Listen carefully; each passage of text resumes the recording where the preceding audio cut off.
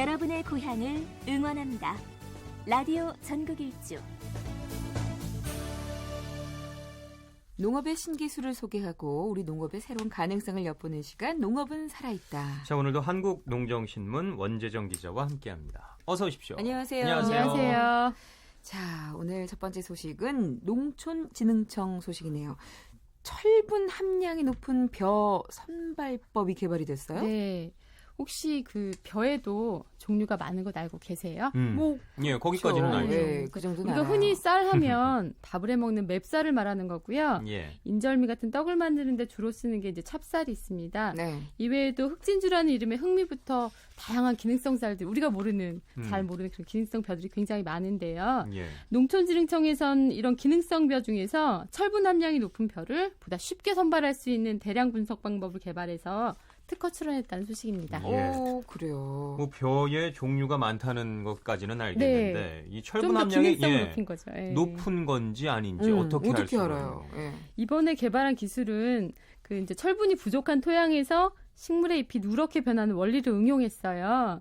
그래서 사람도 철분이 부족하다 그러면 뭐 빈혈 생기고 네. 안색 안 좋다 뭐 이렇게 말하잖아요. 맞아요. 예. 그래서 실험실에서 적은 양의 철분이 들어있는 배지에서 벼를 키운 다음에 잎의 엽록소 함량을 품종별로 측정해 보는 거예요. 그래서 품종 자체 철분이 많다, 그럼 상대적으로 이제 벼 잎색이 진하다 이런 걸로 판단을 해볼 수 있습니다. 그렇군요. 뭐 그럼 앞으로 이 기술로 여러 가지 활용을 할 수 있을 것 같아요. 네, 그렇습니다. 그러니까 철분은 대표적으로 빈혈 예방 성분일 뿐 아니라 네. 특히 여성들 같은 여성들. 경우는 철분이 부족하다 그러면 뭐 피부가 거칠다거나 안색 안 좋다거나 네. 뭐 수척해 보인다거나 제가 뭐 이런 요즘 증상들이 좀 그런가요? 그렇잖아요. 아, 그렇진 않아요. 그래서 혈색 아주 좋아요. 잘 챙겨서 드셔야 되거든요. 네. 이번 기술로 철분 함량이 높은 맞춤형 벼를 개발하면 빈혈 관련 의약품이라든가 식품 소재로 활용될 수 있을 것으로 기대됩니다. 예. 정말 그럴 것 같아요. 농촌진흥청에서 철분 함량이 높은 벼 선발법을 개발했다는 소식. 음. 자, 다음은 애주가분들한테 굉장히 반가운 소식일 것 그래요? 같은데요.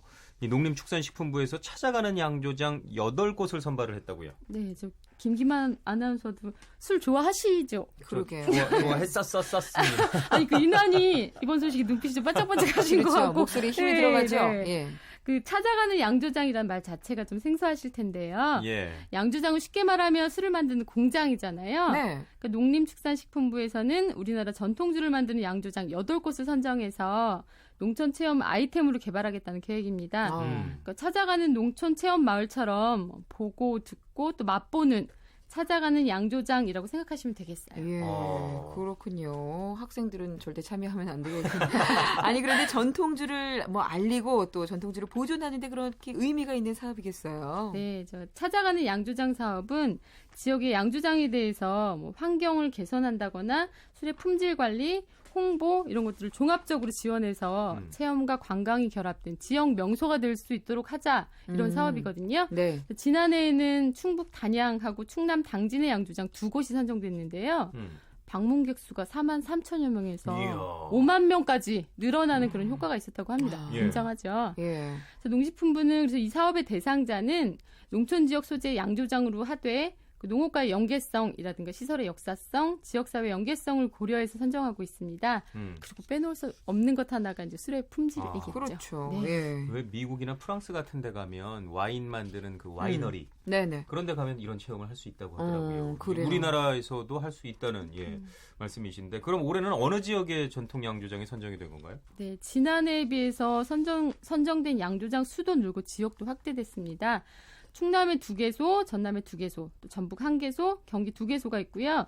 제주도도 한 곳 선정돼서 총 8곳이 선정됐습니다. 예. 특히 이번에 선정된 충남 예산 사과 와인의 경우에는 사과 농장에서 수확한 사과를 활용해서 사과 와인을 제조하고 또 주변에 수덕사라든가 덕산호천 같은 연계 관광이 이루어지고 있어서 굉장히 큰 호평을 받고 있다고 합니다. 이거 좋아하는 분들 많을 것 같아요. 특히 예. 남자분들. 예. 예. 김기만 참고하셨으면 좋겠어요. 예, 그래요. 저만 좋아하나요? 예, 또 궁금한 거 있으면 물어보시죠. 예.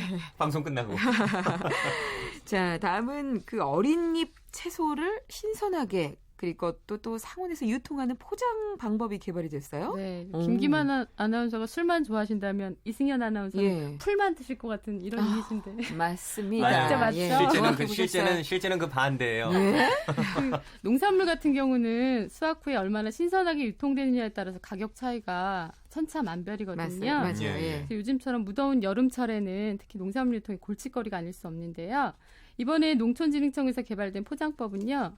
상온에서 어린잎의 신선도를 유지하면서 또 경제성도 있는 그런 일석이조의 방법입니다. 그래요. 냉장고가 아닌 상온에서. 네네네. 자, 그럼 방법을 좀 알아볼까요? 택배처럼 짧은 기간에 상온 유통할 때는 주로 이제 스티로폼 상자를 이용한 보냉 수송이 늘고 있는데요. 예. 상자 가격도 되게 비싸고 또 음. 부피가 커서 별도의 보관 공간이 필요한 상황이었어요. 맞아요. 이번에 개발된 포장법은 보냉제를 넣은 은박 봉지를 이용한 포장법이에요. 그래서 이 봉지를 골판지 상자에 넣어서 농산물을 유통하게 되면 상온에서 유통을 한다 해도 온도 상승을 이렇게 최대한 늦춰주게 됐고 네. 그래서 누렇게 뜨는 것도 방지하게 됩니다.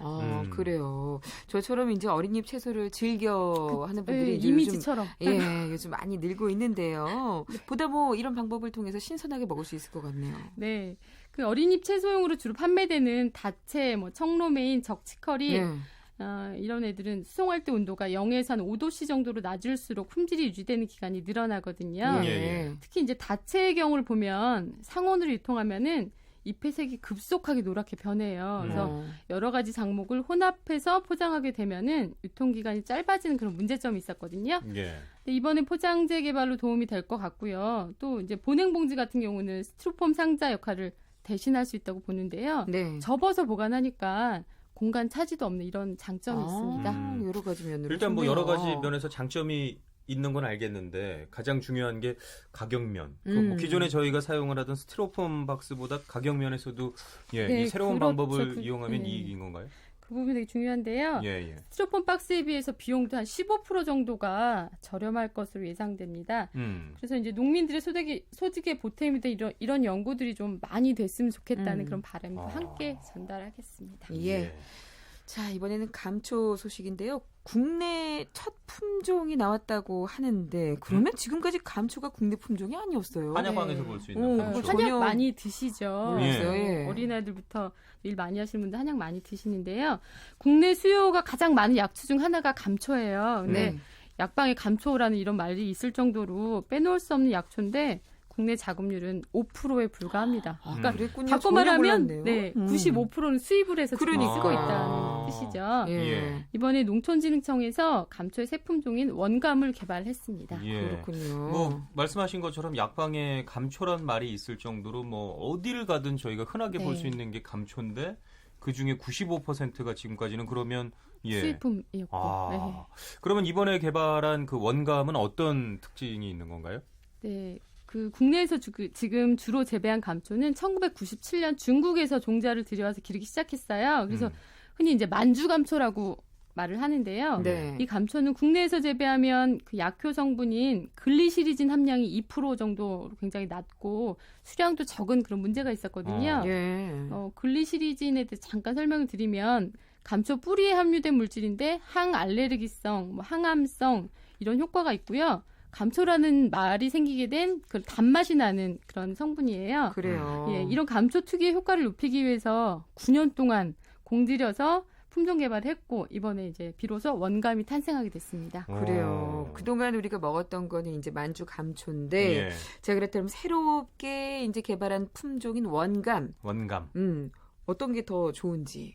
네. 몇 가지 더 소개를 좀 해주신다면 어떤 게 있을까요? 아까 말씀드린 대로 감초의 가장 특징적인 효과를 내는 게 글리시리진인데요. 글리시리진. 원감은 만주 감초보다 글리시리진 함량이 2배 정도가 더 많아요. 아니 그러면 훨씬 더 단맛이 강하겠어요. 단맛 강하고 또 약효도 굉장히 높고 좋고. 그리고 또 줄기도 곧고 굵고 또 쓰러짐에 강하니까 예. 농사짓기 상대적으로 좀 수월하겠죠. 그러네요. 예. 또 뿌리에 수도 많아서 수확량도 3배 정도 더 생산된다고 합니다. 야. 결론적으로 말하면 농가 소득에 훨씬 더 보탬이 예. 되는 그러니까 그런 뭐 아직까지는 예. 그러면 이번에 개발이 됐기 때문에 가격까지는 조금 가격은 네, 네. 조금 더 있어야 될 것 같아요. 그래요. 조금 더 조사가 필요해요. 우리가 먹는 이제 한약도 조금은 더 달게 될 수 있겠네요. 어쨌든 약효 성분이 좀 높은 예. 효과, 한약에 대해서 효과가 높아지는 그런 계기가 될 거라고 봅니다. 예. 오늘 소식은 여기까지 예. 듣겠습니다. 지금까지 한국농장신문 원재정 기자와 함께했습니다. 고맙습니다. 네. 자, 라디오 전국 일주 수요일 순서 마무리하면서 이 노래 띄워드릴게요. 봄, 여름, 가을, 겨울에 어떤 이의 꿈 띄워드립니다. 지금까지 전 아나운서 이승현이었고요. 저는요 아나운서 김기만이었습니다. 고맙습니다. 고맙습니다.